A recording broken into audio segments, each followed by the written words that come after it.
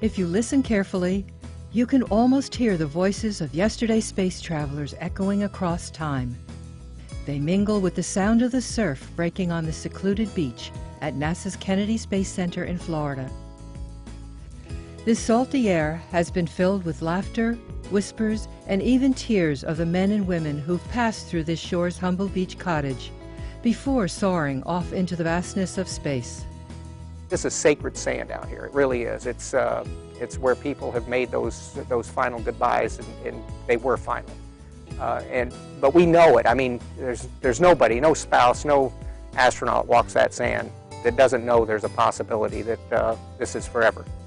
For years, it's been the quiet, unassuming pre-flight retreat where astronauts have reflected as they stood on the threshold of their dream, space travel. The cozy house sits perched above the dunes at the edge of a pristine beach that stretches undisturbed as far as the eye can see.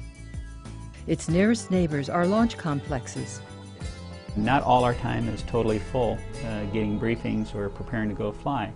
And it can get kind of claustrophobic over there just being cooped up in crew quarters. And it's really nice to be able to go out to the beach house and just walk on the beach and just sit there and see the ocean and walk up and down the beach, pick up shells, listen to the waves lapping on the shore.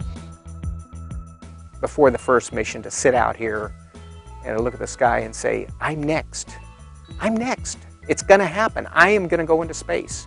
And that would just overwhelm me. And what history of these people that have walked through this beach house, who have walked on that beach out there, said goodbye to their spouses in the shadows of the rockets that they were launching tomorrow.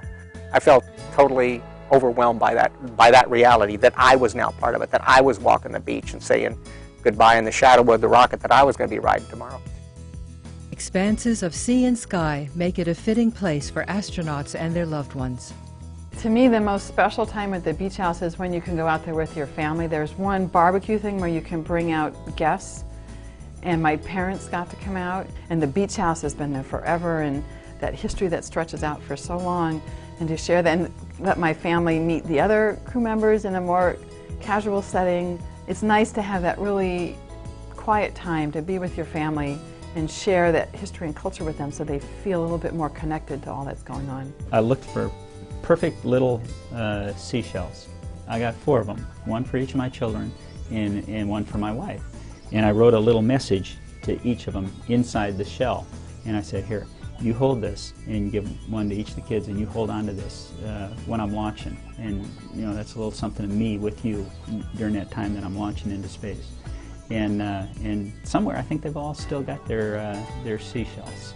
You're boundlessly joyful at the thought of riding into space again. I mean, you're overwhelmed with that joy, but at the same time, you have that, as she said, the fear factor. It's hard to get your mind around that. I mean, but it is. I mean, that's the reality of an astronaut's life and the spouse's life in those final days and hours before a mission. Fear and joy overwhelming you. And it's exhausting. It was quite emotional when everybody leaves. You're by yourself and you see each of the couples of the crew going off in different directions, knowing that it's a private moment and they're dealing with their own anxiety and in their way.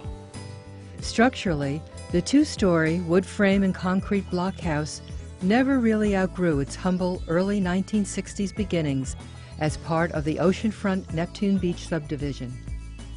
The development and its land were bought in 1963 for the grand sum of $31,500. The acquisition was to accommodate the expansion of what would become NASA's Kennedy Space Center. The beach house is a unique facility here at the Kennedy Space Center, and it's changed a lot over time.